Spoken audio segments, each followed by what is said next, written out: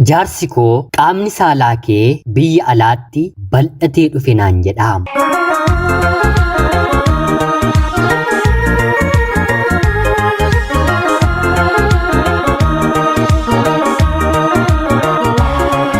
Yeroodhaaf maqaa kiyya himachuun barbaadu. Kanan dhaladheetti guddadhee Jiituu Magariituu Oromiyaa keessattidha. Barnoota koo kutaa 1 hanga 8tti maatii koo biratti ergan baradhee booda kutaa 9f kutaa 10 immoo heerumeen abbaa manaa koo biratti baradhee sanaan booddee gara biyya hambaatti bahee waggaa 4 hojjedheen abbaan manaan koo koottu gara qe'ee keetti deebi'i naan jedhee mana kootti galeen jiraachuu yeroon jalqabu immoo qoromsi gurguddaan bultii koo jeequu jalqabe. Dhumni isaa garuu akka kiyyaafis akka abbaa manaa kiyyaafis otoo hin taane akka rabbiitti fedhii isaatiin ta'e. Dhalli namaa waan gaariis ta'e waan hamaa walirratti yoo raawwate egeree bultii fi guyyaa eegee murtee kan kennu immoo Rabbi guddaa isa samiirra jiru, guddaa xiqqaa, dheeraa gabaabaa, furdaa qal'aa kan qabu kan hin qabne jedhee ija isaa duratti kan addan qoonnedha mitire. Isatu hunduma keenyaaf akka gatii keenyaa nuuf murteesse. Haati kiyya abbaa koo waliin ijoollee 6, dubartii 4 fi dhiira 2 qabu. Arfan dubartootaa hundi keenya faana yookiin immoo karaa obboleettii keenyaa hangafaa hordofne kutaa 8 darbanii 9 ga'uun akka anaaf obboloota kootti manattafuu ta'ee wanta nutti mul'atuuf anaa fi obboloonni koo dubartootaa kutaa 8 barnootaatiin hin dabarre. Kana hundaaf immoo sababa kan ta'e obboleettii keenya hangafaadha. Kutaa 8 keessaa heerumatti galtee isheetti aantee kan dhalattu obboleettiin keenyi kan biraas ishuma hordofuun kutaa 8 keessaa heerumte. Anaa fi obboleettiin koo isheen quxisuus kaayyoon yookiin immoo karoora mana haadhaaf abbaa keenyaa biraa bahu kutaa 8tti nutti fakkaata ture. Anallee miti obboleettiin koo isheen quxisuun kutaa 8 gara 9tti darbitee heerumni akka isheen yaaddetti dhufuu fi dinnaan kutaa 9 baatii 2 otoo hin baratiin hariiroo jaalalaa 7 hin uumne keessatti seentee gaa'ela dhaabbatee jiraachuu jalqabde. Kuni kan nu hubachiisu mana keessatti gahee dubartii yookiin immoo obboleettii hangafaati. Obboleettiin hangafaa mana keessatti barnoota barattee seeraan haga dhumaatti kan deemtu yoo ta'e obboloonni dubartootaa duubarra dhufanillee kanuma yaadu. Otuu obboleettiin hangafaa bakka tokko hin gahiin obboloota ishee gorsuuf ni yaalti yoo ta'e atuu kanan goonee siifiyyuu kun hin taanee hin milkoofnee jechuun ni tuffatu, hin ajajamanii fi bakka sanatti yaada isaanii jalaa cabsu. Hangafti gaa'ela seera qabeessaan kabajaan kan heerumte yoo ta'e obboloonni dubaraa warri kaan mana keessa jiranillee akkanuma kabajaan heerumuu barbaadu. Hangafti bakkee keessaa maqaa qabdi taanaan sirriisaa ta'u sirriin ta'iin eegoon dhalatan atiyyuu akkanadha jechuun sammuu isaatti waa'ee hangafa isaanii yaadanii maqaa hangafti suni argatte dafanii argatu. Jireenyi immoo yaadaniis otoo hin yaadiinis dorgommii waan na ta'eef anaa fi obboloonni koo obboloota keenya qixxaachuuf kutaa 8 keessaa dafanii heerumuun akka beekumsa yookiin immoo afshaalummaatti ta'ee nutti mul'ata ture.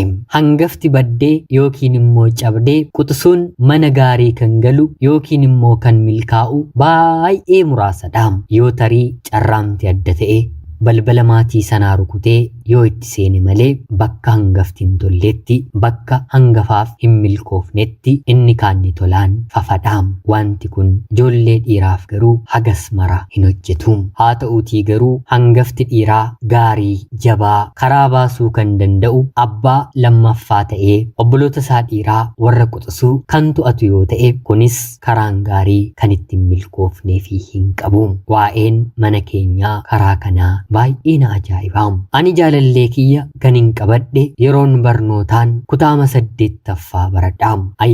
Ayyaanatti maatii isaa dubbisuu ni dhufa. Fulbaana wal arginee haga masqalaatti gaaffii jaalalaasaaf tole jedheen yeroo ayyaana gannaa yookiin immoo killee akka jaalalleetti wal dheebonnee wal arganne yeroo faasigaadhaaf maatii isaa bira dhufu immoo kabaja durbummaa koollee kennee ta'eefiin torbee tokko maatii koorraa dhokadheen sababa uumee baheen hanga inni warra isaa bira jirutti mana haadha isaa keessatti wal argannee yeroo gaarii waliin dabarsina turre. Amma isaatiin jaalladheeraam lubbuun koos foon koos isa qofaafeetiim. Kanaaf kutaa 8 kanammoo darbuu waan hin qabneef kallacha akka inni maatii koo biraatii na fudhatuuf daa'imni gadameessa koo keessatti akka inni uumamuun barbaade yeroonni ana waliin ciisee qoricha ulfa dhorku bitee naaf kennu tole jedheen harkaan fudhaa. Haa ta'uutii garuu hin liqimsuun ture.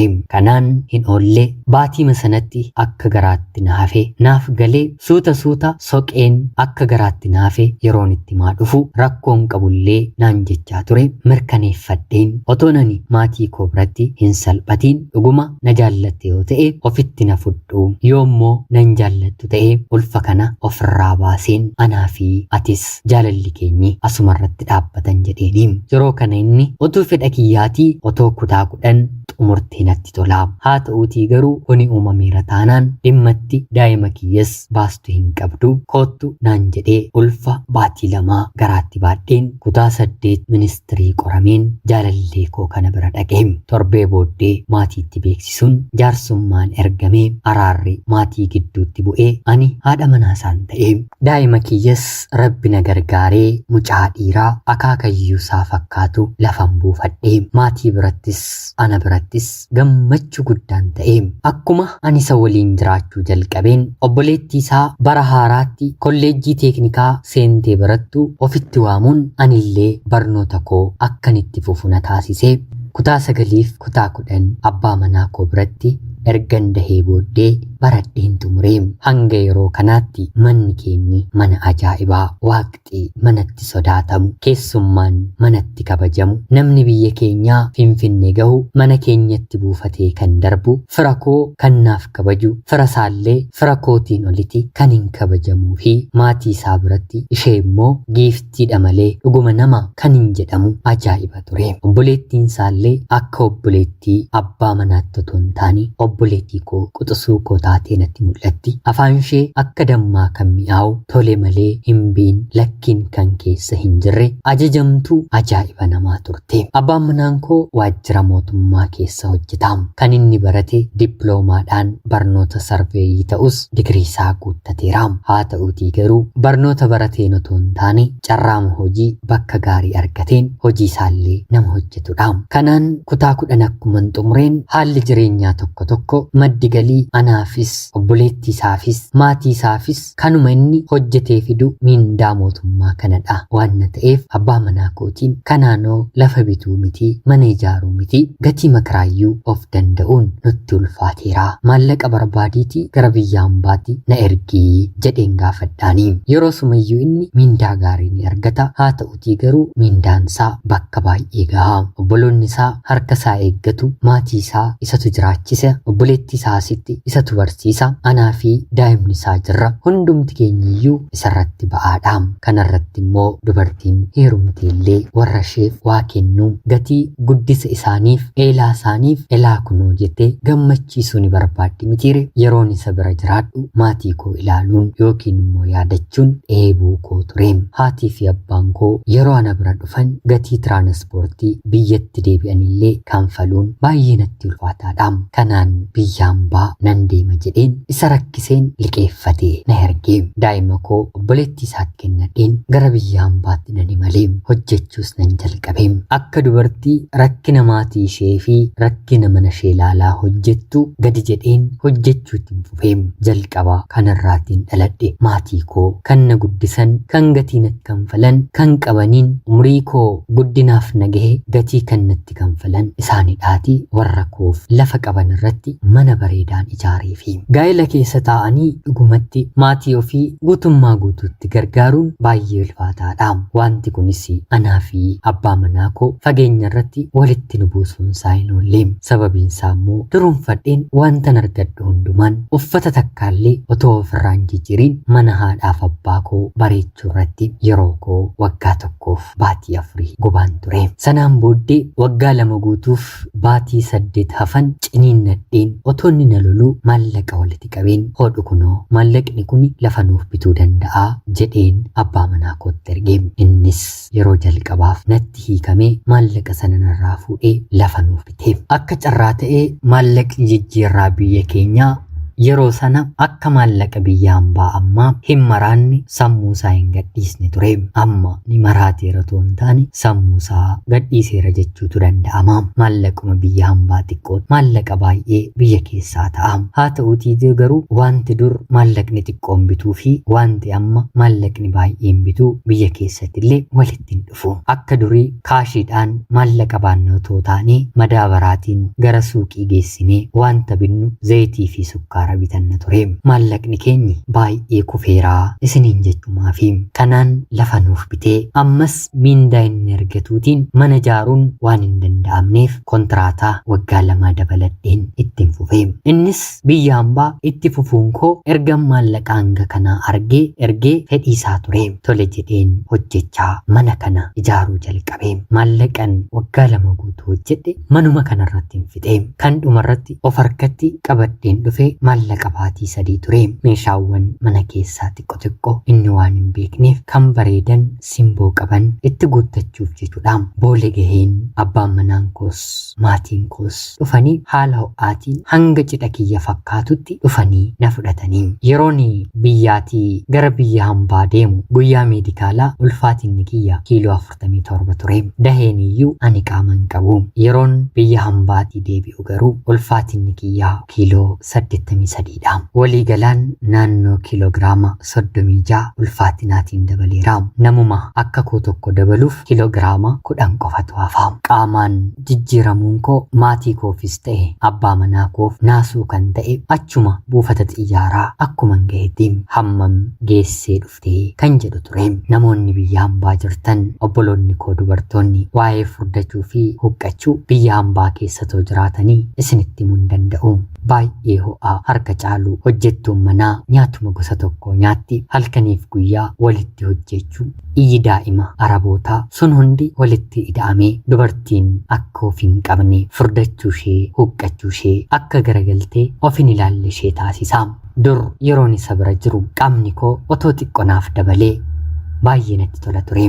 Haa ta'uutii garuu biyya hambaa deemeen waggaa 2ffaa booddeedha dhaqni koo walirratti aluu jalqabe. Kanaan jalqaba irratti itti toleera naan jedhanii maatiin koos abbaan manaan koos gammachuudhaan na fudhatanii. Haa ta'uutii garuu torbanoonni yeroo lakkaa'amaa dhufan abbaan manaan koo waa'ee furdachuu koo maddii qabee nattaasa'uu jalqabe. Furdina kanaanis maqaa sammuu kiyya na tuqu akka qoosaatti naaf baasee booddee immoo maqaa kiyya naaf godhee harka caalu isaatiin na waamuyyuu eegalee. Kaayyoon biyya hambaatii ergan dhufe daa'ima lammataa abbaa manaa koof dabaluu ture naaf milkaa'ee akkuman dhufetti ulfaa'ee garaattiin godhadhe. Sun immoo itti naaf dabalamee tokkoffaarratti mataa kootiin akkan of jibbu, lammaffaa immoo ittuu abbaan manaan koo dabalee akka inni na jibbu na taasisee. Akka carraa ta'ee ani ofiif biyya hambaatii dabaladhee taa'ee wantan biyyattillee yeroon galuun hojjedhu maallaqa qabachuu nan barbaada ture. Haa ta'uutii garuu abbaan manaan koo hoggansaan waajjira tokko irratti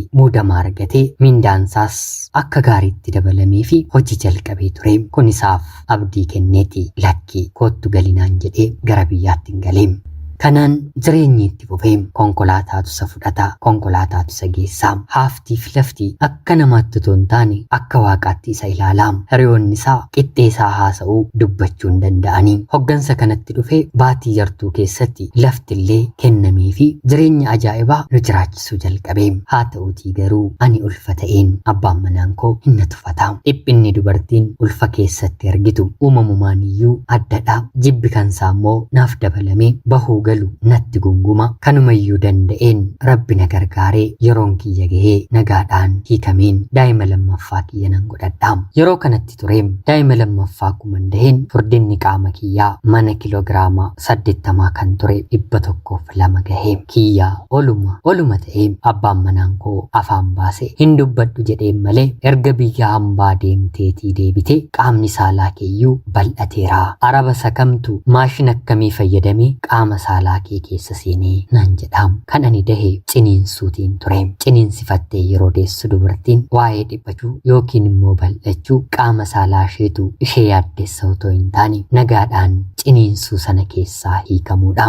Namnis yeroo ishee gaafatu nagaadhaan baga deesse, baga rabbisi hiike, ilmoo kee baga harkatti qabatte jedha malee qaamni saalaa kee ni bal'ate moo ni dhiphate jedhee gaafata miti. Kuni safuu keessayyuu hin jiru. Abbaan manaan koo garuu dahumsa koo booddee kanaan na tuquu, na waraanuu, furdinni koo itti of na jibbisiisa. Inni immoo jecha biraanaaf ta'e daheen baatii sadaffaatii booddee mana iyyuu dhufee buluu dhaabuu jalqabe. Amma gaa ijoollee lama godheera mitiire ani garattiin coco'uu hin qabu. Natti taphachuu jalqabe. Kanarratti immoo rakkinni gara biraa balbala koo rukute. Daa'imni koo baatii lammaffaa booddee karree fudhalate na jalaa dhukkubsachuu jalqabe. Torbeetti mana yaalaatiin deebi'a. Kanaan mana dhufeellee buluu dhaabeera mitiire. Hospitaala deemeen maallaqa isaan na gaafatan yeroon gaafadhuuni abbaan manaan koo nan uffee hin qabuyyuu naan jechuu jalqabe. Otuman marmaaruu daa'imni koo dhalatee baatii 6ffaarratti lubbuunsaa addunyaa kanarraatii na jalaatii darbe. Rakkina dhiphina mana koorratti rakkoon gara biraa kuni naaf dabalame. Wayyoo dhala koo jedhee abbaan manaan koo yeroo boo'u ani boo'icha addaan kuteen isaatiin hin ilaalan ture. Sababiinsaa immoo walitti aanseen torbee 1-2 hospitaala keessa yeroon ciisu maal taate akkam taate mucaan koo akkam ta'e jedhee takkaaf dhufee na ilaaleen beeku. Gadda mucaasaaf guyyaa 7 hojjettoonni biiroosaa dhufanii teessisanii guyyaa 7 booddee garuu gara hojii isaatti deebi'e. Sanaan booddee balbala koo dhufee nagaa jirtaa jedhee na gaafatee hin beekne. Yeroo muraasa booda dubartii gara biraa waliin gaa'ila akka inni jalqabeeru dhagahee jennaan hundaafuu kan manaatii ba'ee sadhamitiire ani kan hin keessa jiru mana mataa koon ijaarradheedha. Manni kireeffamu ni jira. Isuma fayyadameen daa'ima koo rabbinaa hambise kana hanga lubbuudhaan waaqti lafa kanarra na jiraachisetti nan jiraadha jedheen hin himadhuyyuu mana seeraa durayyuu hin dhaabbadhuyyuu jedheen quxuuxxadheen mana koo taa'uu jiraachuu of fooyyessuun jalqabeen dhiphinuma duwwaadha. Inni gaa'ela gara biraa dhaabbachuusaa yeroon dhagahu garuu edaa dhamaatiin koo kun hundi namaaf ture miti. Nama laalaa ijoollee koo guddisuuf mana koo dhaabuuf gatii kana kanfaleera miti. Amma ofitti deebi'uun qaba jedheen kiiloon hammi suni narratti guurameen.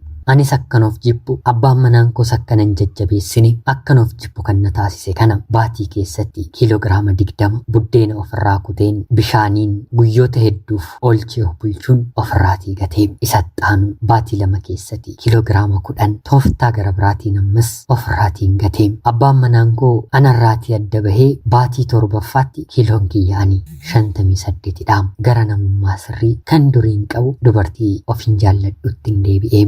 Maatiin koo baadiyyaatii horii qabu nan rakkadhee hojii mana bunaa xiqqoo nan jalqaba jedheen yeroon isaaniin gaafadhu hundumtu kan qabu walitti naa qabee horiirree naaf gurgure qarshii 50,000 naaf erganii. Waan ati keessa jirru waanuma goonu wallaalleeti malee nutuu sirriitti beeknaa naan jedhanii. Ani garuu onneedhaan of keessatti dubartii cimtuun ture. Kanan qabu daa'ima koodha.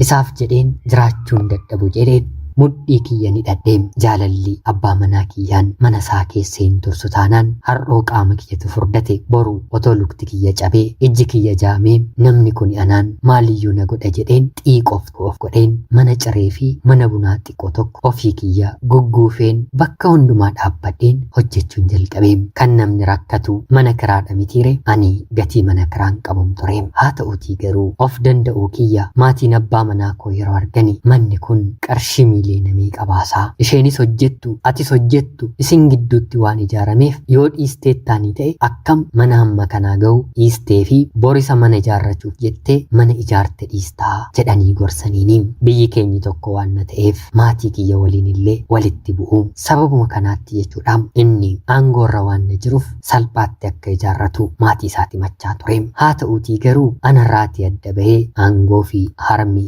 yeroo ma eega malee hin kufa jedhu mitiire aangoo isaa hidhaarraatii kaafamee hinumaa yakka malaammaltummaatiin himatamee mana seeraatti deddeebi'u jalqabe. Kanaan maallaqa isaa gara maatiif obbolaatti waan dhokseef miindaan qofti yeroo harka isaatti haftu waa'ee mana koo na falmuu jalqabe. Falmiin kiyya otoon xumuramiin falmiin kan mootummaa xumuramee hidhaa waggaa 8tu abbaa manaa kootti murtaa'e. Hiriyoota isaa isa waliin shakkamanii hojiirraa gadhiifaman 7 hidhaan gita isaanii kennameefi yeroo kanatti ture haati manaansaa inni hidhamee baatii 2tti hiriyaa isaatti heerumtee gaa'ela dhaabbatee jiraachuu kan jalqabde. Ani immoo nama dhamitire abbaa mucaa koo dhamitire garaan koo jabaachuu waan dadhabdeef deemeen mana dabaatti gaggaafachuu nyaata geessuufi nan eegale. Yeroo kanatti ture mana dabaa keessa taa'ee edaa namni qulqulluu na jaallatu abaluudhaa balleesseera irra darbeera quufatu mana kiyya keessaatii na baasee har'ammoo beela'eera nama na bira dhaabbatu dhabeen jira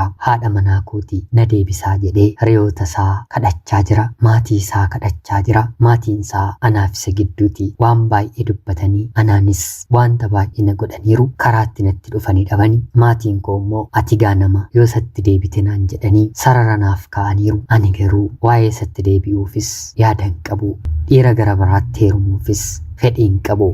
Rabbi guddaa beekee guyyaa isaa eeggatee murteesseef garuu yeroo hundaa hooquba koon dhiyeessaa. Har'a Rabbiif haa galatu mucaa koo barsiifachaa jireenya bareedaa jiraachaan jiraam. Boru yoonni mana adabaatii bahu inni barbaade otoo hin taane ofii kiyya fedhii kiyyaatiin wanta inni ana biratti hore manan keessa jiraadhu gurgureen gatii humna isaanan kennaafi. Kana gochuun koo immoo seeraan illee waan taa'eeruuf waaqayyoonis waan gammachiisuufi ani har'a harki koo gahaadha.